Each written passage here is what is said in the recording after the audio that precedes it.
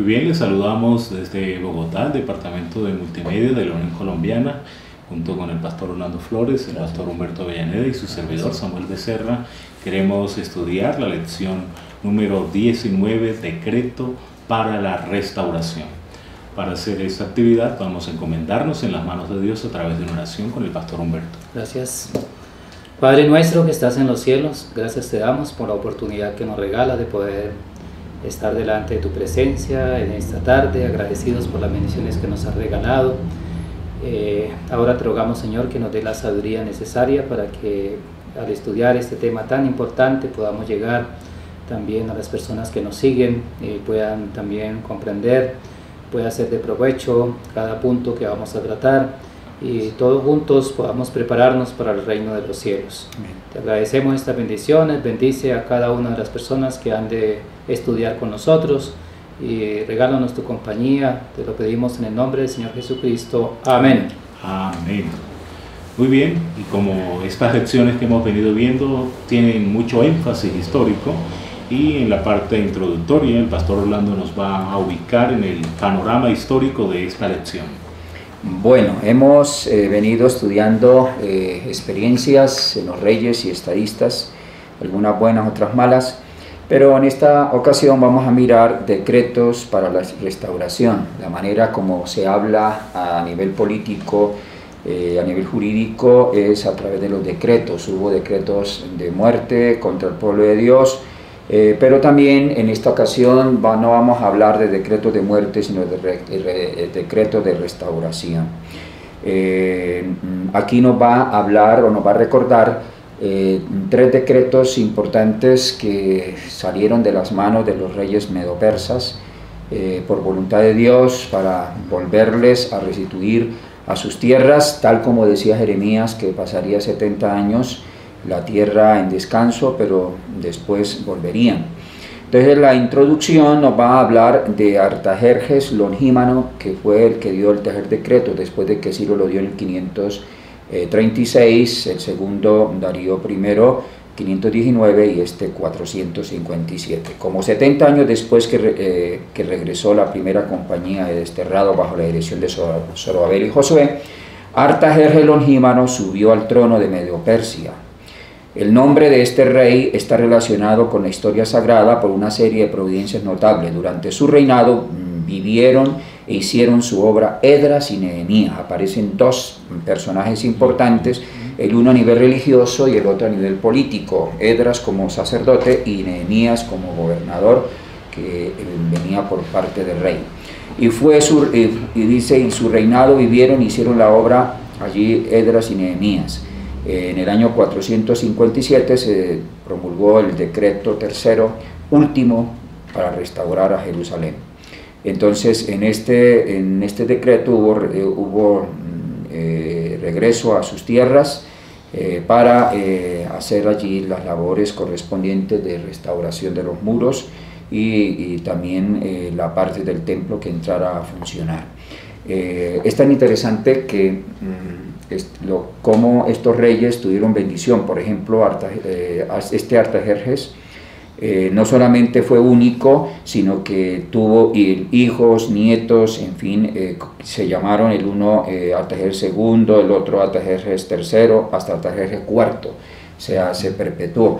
Los que más reinaron, precisamente este fue Artajerjes, dice que tuvo 42 años. También le compitió el Artajerjes II, su hijo, que reinó 46 años. Fueron los que más reinaron como una bendición de lo que habían sembrado. Por eso dice, amístate con Dios y tendrás paz y por ello te vendrá bien. Muy interesante entonces esta introducción y resaltar el trabajo en equipo. Veamos que en el primer regreso está Zorobabel y Josué, y en este último decreto entonces Esdras y Nehemías, porque dos son mejor que uno y ese trabajo en equipo va a ser muy productivo. Vamos a la primera pregunta. ¿Quiénes regresaron de Babilonia a Jerusalén en el año séptimo del rey Artajerjes? ¿Cuál había sido el deseo más grande de ellos, incluso en el país de su cautividad? Pastor Humberto. Muchas gracias. Aquí encontramos algo interesante en el cual nos muestra lo que sucedió en este decreto, lo que vamos a ver en el transcurso de la lección cómo Esdras tiene un asunto interesante dentro de este grupo de personas que están allí para volver otra vez a Jerusalén. Y aquí la preguntan así, ¿quiénes? Y esos quiénes son, hubo Esdras, estaba ahí Esdras, pero también aparte de Esdras se menciona también sacerdotes, levitas, cantores, porteros, sirvientes del templo. O sea, hubo un grupo de personas bien interesantes que fueron de los que tenía que ver con el templo propiamente, ¿no? Con los servicios del templo, comenzando porque Esdras era también sacerdote, ¿no? Aparte de ser escriba, sacerdote, y entonces eso llevó a que él tuviera un asunto de influencia, de trabajo, como lo vamos a ver en el transcurso de la lección, ¿no? Y me llama la atención algo en la nota, ¿no? Que dice de Esdras, ¿no? Dice, este hombre dice, anhelaba estar en completa armonía con Dios, una de las cosas, pero aparte de eso, dice, esto lo indujo a estudiar diligentemente la historia del pueblo de Dios. O sea, Esdras se preocupó por investigar, conocer qué era lo que había pasado años atrás, por qué la cautividad, por qué estaban en esa situación, y comenzó a investigar y comenzó a llevar al pueblo también a que ellos comprendieran dónde estaban y también la importancia de regresar a Jerusalén, ¿no? Por eso también el Espíritu de Profecía nos habla de que él indagó y miró algunos asuntos de escritos de la ley y los pudo también redactar de nuevo y pudo darlo a conocer a las personas que tenían que conocer estos asuntos para que ellos también sintieran el deseo de volver otra vez a su tierra, a Jerusalén, ¿no? Me llama la atención también de que no solamente en la parte espiritual, sino que la nota nos habla, nos registra que también él se familiarizó con los escritos de los magos, astrólogos, sabios de Medo-Persia. Era un sacerdote intelectualmente que se había preparado, pero que, como fue ya dicho, entonces profundizó acerca de la parte espiritual, lo concerniente al pueblo de Dios, y ahí fue a los escritos sagrados de los profetas mayores, profetas menores, también de los salmos, de los libros sapiensales, para poder buscar respuestas, el por qué la cautividad, por qué esos 70 años de ausencia de sus tierras, y eso lo encontró, lo espejó a través de los escritos sagrados. Y aquí nos queda algo interesante para nosotros y que podemos preguntarnos, ¿no? ¿Cómo estamos nosotros ante el tiempo que estamos viviendo? Si Esdras comenzó a investigar, a conocer, a profundizar este asunto y Dios lo fue dirigiendo, ahora es a nosotros, cada uno de nosotros, ¿cómo estamos? ¿Qué estamos haciendo? ¿Estamos haciendo como Esdras, investigando, profundizando las profecías, los acontecimientos que están viviéndose proféticamente? ¿Estamos también metidos nosotros para ayudar también a despertar la iglesia? Yo creo que este es un ejemplo maravilloso, es un llamado también para cada uno de nosotros ante la responsabilidad que tenemos de despertar al pueblo ante los acontecimientos que estamos viviendo, así como lo hizo Esdras, ¿no? Claro que sí, y a través de la investigación de la Biblia se produjo esta reforma, ¿no? De hecho, siempre la palabra de Dios produce esa reforma. Martín Lutero fue inspirado precisamente con la Biblia y la Biblia sola, y nosotros estamos invitados por el Espíritu de la Profecía a volver a ese principio protestante de la Biblia y la Biblia sola, que producirá grandes reformas en Esdras, en Martín Lutero y en cada uno de nosotros. La segunda pregunta, bajo el subtítulo El decreto del rey Artajerjes. ¿Qué decreto promulgó el rey Artajerjes en el 7º año de su reinado? Y conforme a su mandato, ¿de qué tenía que encargarse primero Esdras tan pronto como volviera a Judea? Pastor Orlando. Bueno, entonces aquí nos da a conocer la copia de la carta que contenía ese tercer decreto, donde decía: por mí dada orden que todo aquel que en mi reino del pueblo de Israel que quiera ir con el sacerdote Esdras y los levitas, los sacerdotes, se quieran ir contigo a Jerusalén, que vayan. De parte del rey y de sus 7 consejeros eres enviado a visitar a Judea y a Jerusalén conforme a la ley de tu Dios que está en su mano. Pero antes decía, hablando de Esdras, escriba versado en los mandamientos del Señor. Qué interesante que esa persona era versada, se interesó por profundizar acerca de la ley de Dios. Hoy también nosotros dice que deberíamos estudiar, dice, ¿quién diera que tuviesen tal corazón que me temiesen y guardasen todos los días mis mandamientos para que les vaya bien a ellos y a sus hijos?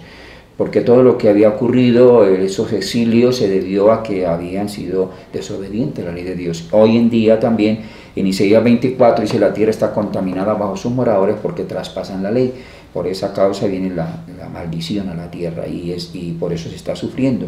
Entonces necesitamos esos Esdras y Nehemías para el tiempo presente, para despertar esas reformas necesarias, que de lo contrario el mundo será cada vez más el debacle, la destrucción, debido a que no hay bendición por la violación continua de la ley de Dios.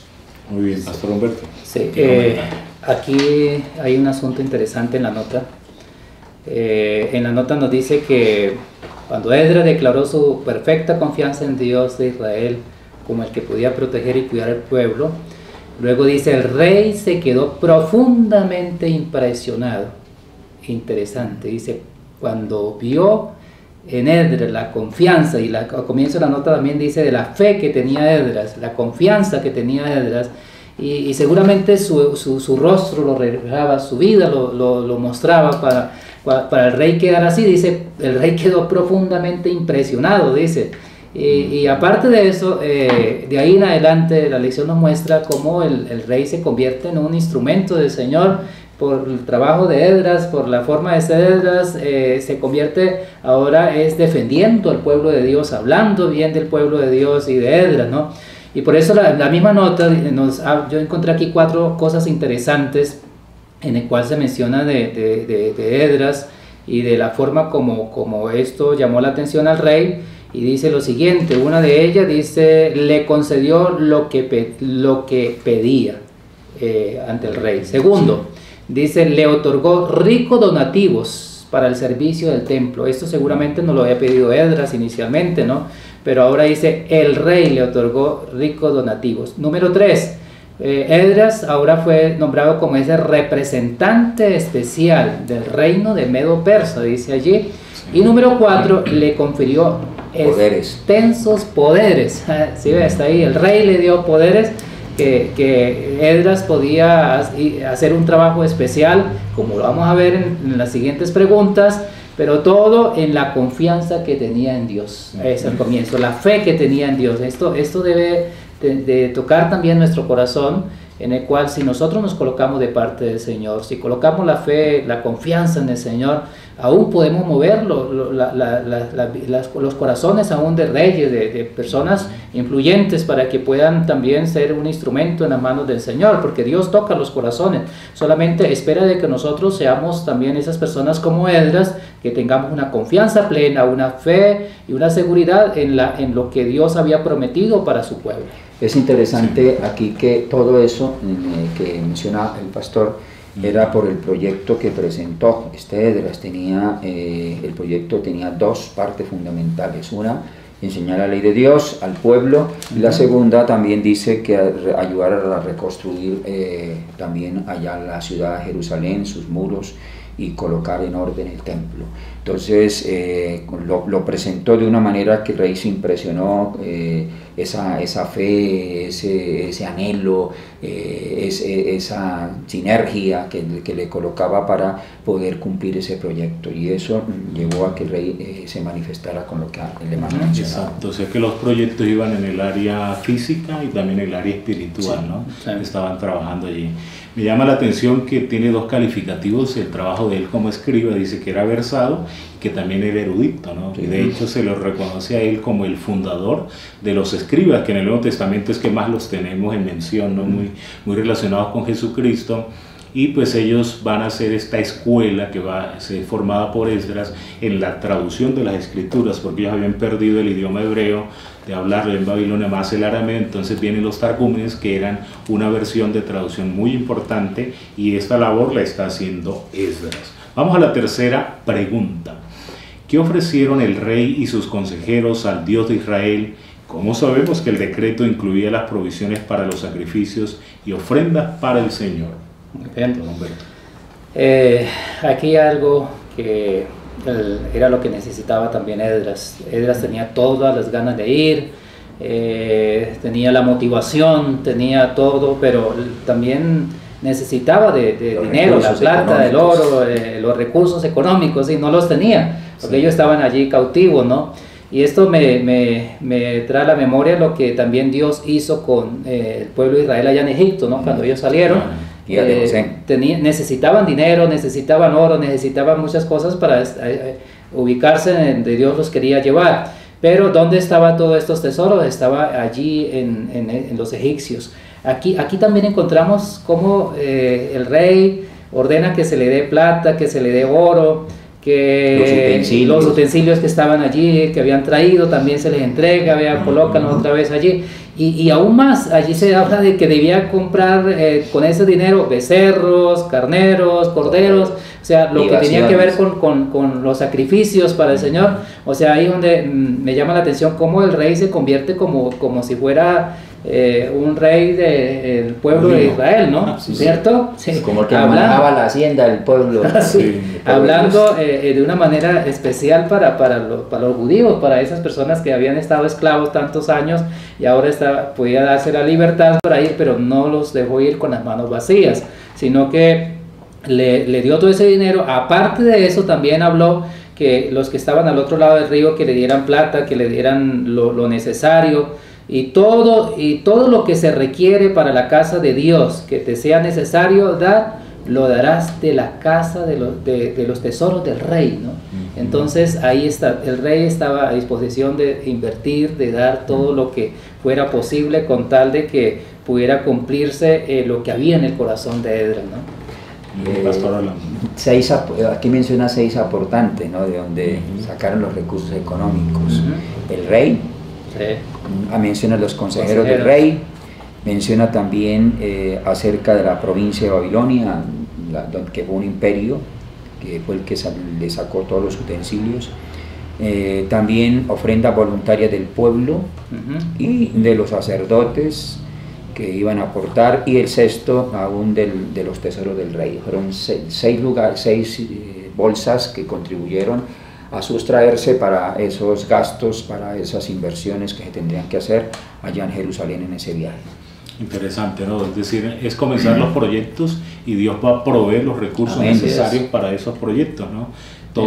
Dios es el dueño de la plata y del oro, y es emprender esa labor, cualquier proyecto, con todo el entusiasmo, con la dirección del Espíritu Santo. Vamos a la cuarta pregunta. ¿Qué se le ordenó a los gobernadores del otro lado del río Éufrates proveer a Esdras? ¿Cuán sincero fue el rey en su deseo por los asuntos relacionados al Dios del cielo? Pastor. O sea que lo anterior no bastaba, habían más gastos que seguramente iban a surgir ya una vez estando allí ubicados para iniciar las labores. Entonces también estaba una provisión para ello. Dice: por mí, Artajerjes, rey de Persia, he dado orden a todos los tesoreros que están al otro lado del río, hablando del Éufrates, ya lo que es Siria, la parte de Palestina, todo eso, que todo lo que os pida el sacerdote Esdras, escriba de la ley de Dios del cielo, se le conceda prontamente. Y le coloca los montos, o sea, el monto máximo, 100 talentos de plata, 100 dice trigo, 100 batos de vino, 100 batos de aceite, sal sin medida, y no le puso medida. Todo lo que es mandado por el Dios del cielo se ha hecho prontamente para la casa del Dios del cielo. Pues, ¿por qué habría de ser su ira contra el reino del rey y sus hijos? O sea que él seguramente al decir esto había tenido información de cómo aquellos que se opusieron, que trataron de interponerse, le fue mal, o sea, recibieron no bendiciones, y él quería tener bendiciones él y su familia. Tal como dice Malaquías: aprobadme ahora en esto, si no abriré las ventanas de los cielos y derramaré bendiciones hasta que sobreabunde. Dios es un Dios que dice: de gracia recibiste, da de gracia. O sea que Él bendice cuando nosotros nos disponemos a favor de su obra. Así es. Muy bien, entonces de esa manera pueden regresar, dice ahí la nota, a la tierra cuya posesión se vinculaba con las promesas hechas a Israel. Dios estaba cumpliendo sus promesas y ellos debían volver al Dios de Israel, dice, cuya morada es Jerusalén, a ese lugar, al santuario, buscar siempre la morada de Dios. En este subtítulo y para la quinta pregunta entramos a algo que se aplica en la parte gubernamental, ¿no? Sacerdotes y levitas exonerados de impuestos, o sea que vemos que hay un precedente bíblico a lo que varios gobiernos aplican, ¿no? ¿Qué exoneraciones y provisiones estaban incluidas en su decreto a favor del pueblo de Dios? Muy bien, aquí encontramos que el rey también da la posibilidad y la facilidad, podemos decir, en que todos los sacerdotes, levitas, cantores, porteros, los sirvientes del templo ministro de la casa de Dios, dice, ninguno se le imponga tributo o contribución o renta de ninguna de estas cosas. O sea, estaban libres de estas situaciones, los tributos, las rentas, cualquier asunto de dinero no se les iba a colocar a ellos, así que podían estar tranquilos y tenían esa bendición. Así que y hay una parte del versículo dice, y al que no conoce se le enseñará. Aquí hay un poquito atrás, él dice a Esdras, ¿no? Dice Esdras, conforme a la sabiduría que tiene de Dios, le dice al rey, pon jueces, pon gobernantes, que gobiernen al pueblo al otro lado del río, y todos los que no conocen, y a todos los que conocen la ley de Dios. Y luego dice, y a los que no conocen, ¿qué debía hacer? Le enseñarás. O sea, algo interesante. El rey en la parte espiritual estaba preocupado también, estaba allí usado por el Señor para que le dijera a Esdras todas estas cosas, cómo debía organizar administrativamente el asunto. Aparte de eso, también le digo, bueno, la ley, ellos conocen su ley, ellos conocen la ley que usted también nos ha dado a conocer seguramente, pero los que no la conocen, por favor, dedícale tiempo para que ellos conozcan también, debe de enseñárseles a ellos también este asunto. Entonces, es algo interesante cómo el rey hace todo esto con el fin de facilitar y llevar a que el pueblo pudiera regresar junto con Esdras y pudieran estar allí en Jerusalén.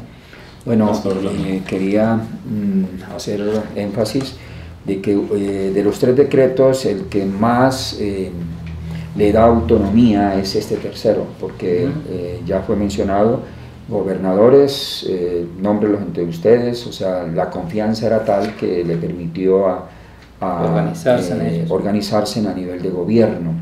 Pero también dice jueces, o sea, a nivel legal, a nivel jurídico, a nivel la parte legislativa, jurídica.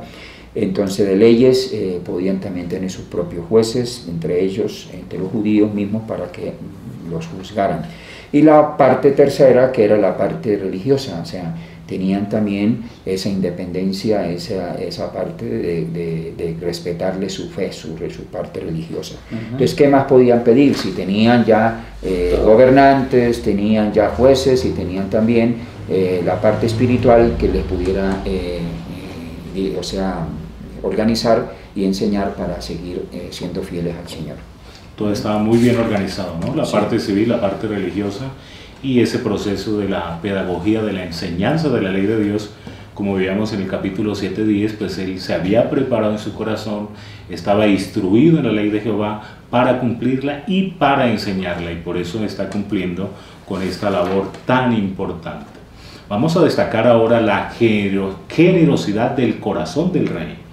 En la sexta pregunta, cuando Esdras y el pueblo se dedicaron a buscar a Jehová, ¿qué encontraron en el rey como en sus consejeros? Pastor Orlando. Interesante también esta parte, dice, comienza diciendo el versículo, bendito Jehová Dios de nuestros padres, que puso tal cosa en el corazón del rey y también de sus consejeros, ¿no?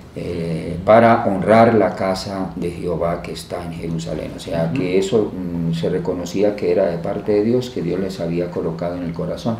Dios también puede hacer esa labor hoy, de colocar en el corazón de muchas personas que contribuyen en momentos de necesidad dentro de la obra para ayudar a solucionar problemáticas.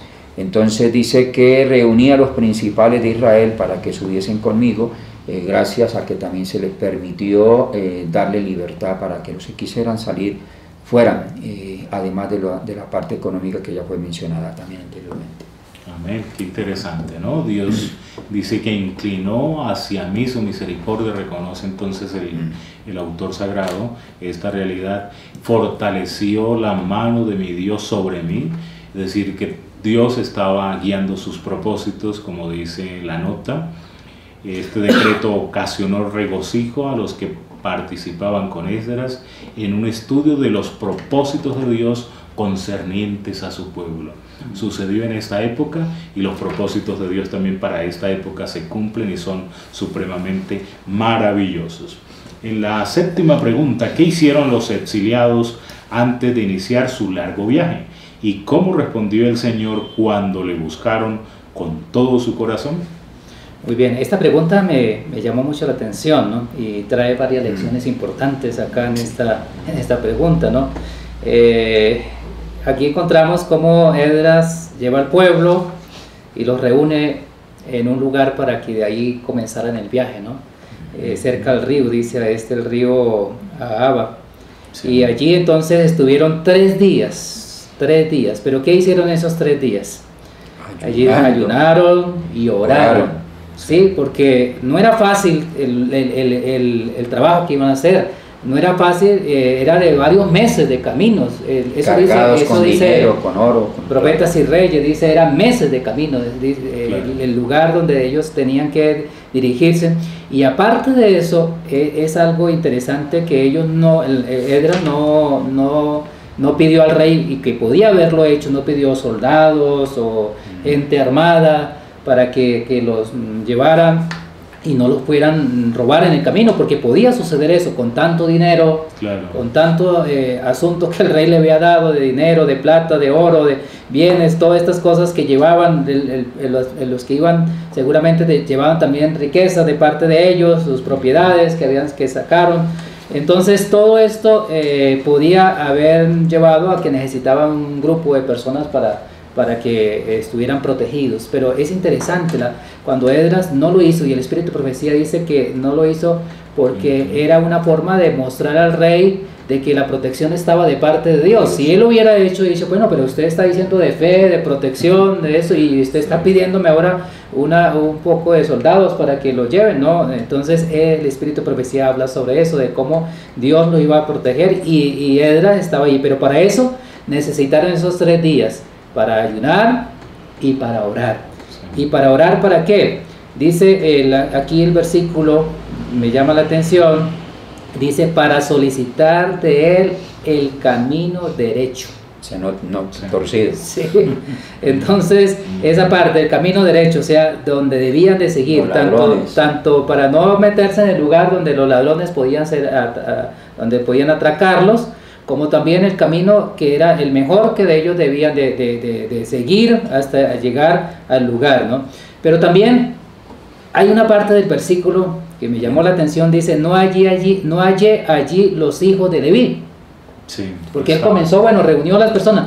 Pero aparte de eso, yo creía que de pronto inicialmente era un montón de personas, y el Espíritu de Profecía habla de que fueron pocos, o sea, eran pocos los que en ese llamado de todo eso, fueron pocos los que aceptaron el llamado, y ante eso luego Esdras va y visualiza el asunto y dice, no veo allí los hijos de Leví. Sí. ¿Y quién eran los hijos de Leví? Eran los líderes espirituales, los sacerdotes, los encargados del templo. Todas esas personas no los veo acá. Entonces, ¿qué hizo? Aquí creo que no se menciona, pero lo que hizo fue que él nuevamente, allí teniendo esos días, convocó y volvió otra vez a llamar a las personas y les invitó y les hizo con urgencia la solicitud de poder estar entre los que debían de regresar, y especialmente la urgencia era del llamado a los sacerdotes, a los levitas. Y el Espíritu de Profecía habla de que él pudo reunir, debido a que no habían allí esas personas. ¿Dónde están los hijos de Leví? Entonces pudo después reunir 40 sacerdotes, dice el Espíritu de Profecía, reunir 220 de esos levitas que eran encargados para trabajar en el templo, los pudo reunir. Ahora sí podía irse después de hacer ese trabajo. Entonces es interesante cómo Esdras organiza el asunto, no quería irse sin las personas porque el templo necesitaba quienes dirigieran el culto, quienes pudieran estar allí acompañando los servicios religiosos. Entonces eso fue lo que hizo Esdras, ¿no? Y es una lección para nosotros, ¿no? También, ¿no? Hoy, ¿cuál es tu solicitud? Podríamos preguntarnos, ¿no? Estamos haciendo como Esdras, solicitamos que Él nos muestre el camino derecho. Esa era la petición de Esdras. Era la urgencia de que Él le pudiera mostrar el camino derecho. Estamos haciendo nosotros también eso, que el Señor nos muestre el camino derecho que debemos andar y colocar a Dios en ese camino, en que Él sea el que pueda dirigirnos y pueda llevarnos, porque nosotros también vamos, ellos iban a Jerusalén, sí, pero nosotros también vamos a esa Jerusalén, ya no a la Jerusalén allá en ese tiempo terrenal, sino que vamos rumbo también a esa Jerusalén celestial, no para reconstruirlas, porque ya Dios dijo que tenía moradas para nosotros allá en ese lugar. Pero qué interesante que el Señor nos muestre el camino derecho también, para poder nosotros seguir ese camino derecho hasta llegar a ese lugar. Aquí sí quería regresarme a la pregunta número 1, hablando de los meses de recorrido, donde el versículo del capítulo 7, 8 y 9 nos recalcaba que llegó a Jerusalén en el mes quinto del año séptimo del rey Artajerjes, porque el día primero del primer mes fue el principio de la partida de Babilonia. Sí. Partieron de Babilonia, llegaron allí al río Abba, estuvieron allí 3 días, el día 12 salieron, y dice que el día primero del quinto mes llegaron a Jerusalén. Fueron 5 meses exactamente de viaje. Por eso recalcaba de solicitar por ese camino derecho que Dios los protegiera. También cuidado para sus niños, hablaba de los niños, también para todos los, dice, nuestros bienes, o sea que también estaban allí los vasos de oro, los bienes de los talentos de plata, oro que le entregaron, que eso eran montos demasiado altos, y que en ese entonces era frecuente los asaltos de las caravanas. Y ahí se requirió la fe, la confianza de que Dios con sus ángeles los pudiera proteger, y lo más lindo fue que llegaron el primero del mes quinto sin ninguna novedad, porque Dios los había amparado. Exacto, y ahí en esa parte del capítulo 7, en la primera pregunta enfatizada también que la mano de Jehová estaba sobre Esdras, le había concedido, y que habían llegado en esa fecha, dice, por la buena mano de Dios, ¿no? Así la providencia divina. ¿Qué más podemos comentar, Pastor Humberto? Esa parte que has mencionado, dice, aparte de eso, también dice, no estableceré un vínculo con el mundo para asegurar la ayuda o la amistad de los enemigos de Dios, ¿no? Entonces, ese es un llamado también para nosotros. Esdras dice, no vamos a establecer ese vínculo con el mundo, ni asegurar la ayuda, la amistad de los enemigos de Dios. Eso mismo también en nuestra época también sería eso, ¿no? Pero hay circunstancias que como que tratan de llevar a eso, exactamente, hacer vínculos con el mundo, sociedades con el mundo, y nada lo hizo, ni siquiera pidió allí quienes lo acompañaran de los soldados, no, fue la protección de Dios. Quiero de pronto resaltar algunos asuntos de esta última nota que me llamó la atención. Amén. Dice, había una apremiante necesidad de hombres de Dios para enseñar al pueblo. Referente a la última pregunta. Entonces, por eso él las llama a los levitas. ¿Dónde están los levitas? No están aquí. Entonces dice, había una apremiante necesidad de hombres para enseñar al pueblo, y por eso entonces llama a los levitas, y consiguió 40 sacerdotes que se animaran a venir, porque ellos habían adquirido casas, habían adquirido propiedades. Los levitas, los sacerdotes mismos, ya estaban cómodos allí en Babilonia, y entonces ya no querían desprenderse de esas cosas, ¿no? Y querían seguir allí, pero ante el llamado urgente de una y otra vez de Nehemías, entonces hizo que estas personas pudieran salir también, y pudieran, que eran los líderes espirituales del pueblo. Eso mismo es nuestro trabajo también hoy, llevar a las personas a que no se apeguen a las cosas materiales, porque cuántas personas de pronto, como el caso de estos que estaban, pueblo judío que estaba allí durante esos 70 años que ya habían pasado, de esclavitud, de estar allí en este lugar pagano, ahora estaban tan amañados. Así está el mundo hoy en día también. Muchas personas apegadas a las cosas, a los negocios, a las casas, y entonces ya es difícil de sacarlos de allí para llevarlos al lugar donde Dios quiere que nosotros estemos. La conclusión de todo esto está en la última parte de la nota de la séptima, donde habla que el éxito provenía solo de Dios. Ajá. O sea que lo que vemos en esta lección es que se le tiene que dar gloria a Dios, que Él no es hijo de hombre para que miente y se arrepienta. Amístate con Dios y tendrás bien, y por ello dice, amístate con Dios y tendrás paz, y por ello te vendrá bien. Tuvieron paz y bendición para que pudiera culminarse de una manera que no tuvieron ningún percance, porque el éxito venía de parte de Dios. Amén. Dios fue propicio, termina el último versículo de la séptima pregunta, Sí. y estaba allí la providencia divina. Dios también quiere bendecir a su pueblo en medio de las diversas Amén. circunstancias, un llamado al ministerio para consagrarnos, para servir a Él decididamente y de tal forma hacer la voluntad del Señor. Amén. Que Dios bendiga a cada uno de los oyentes de esta lección de Escuela Sabática, y vamos a terminar con una palabra de oración. Oremos. Bendito Señor, amante Padre, estamos aquí en unidad con todos aquellos que a través de estos medios nos están viendo, escuchando, para que la bendición sea extendida a cada uno de ellos. Permita, Señor, que en medio de las dificultades, en medio de los retos que tenemos en este mundo, a nivel económico, a nivel espiritual, moral, sentimental, podamos asumirlos con la confianza plena de que si Dios con nosotros, ¿quién contra nosotros? Que podamos tener la plena confianza de que comenzó la obra, la va a concluir, y que finalmente podremos llegar también a la nueva Jerusalén, no a esta terrenal, sino a la eterna, donde se establecerá finalmente tu reino aquí en esta tierra. Permita que podamos estar allí, no solamente nosotros, sino también aquellos que en un momento dado nos están escuchando, sean tocados con tu Espíritu, aquellos que no han tomado todavía decisiones, para que también juntamente estemos en este último llamado de misericordia, de salir de la Babilonia, salir de Egipto, salir de Medo-Persa, salir del mundo de pecado a un mundo diferente de paz y de amor que tú quieres que se establezca en esta tierra. Danos el perdón de nuestras culpas. Bendice a nuestros seres amados, supla las necesidades individuales de cada uno, sobre todo las espirituales, económicas, emocionales y también a nivel económico y físico. En Cristo Jesús te lo pedimos todo. Amén. Amén. Que el Señor les siga bendiciendo. Gracias al hermano Jair por la grabación en multimedia. Dios les bendiga. Amén. Amén. Dios me le bendiga.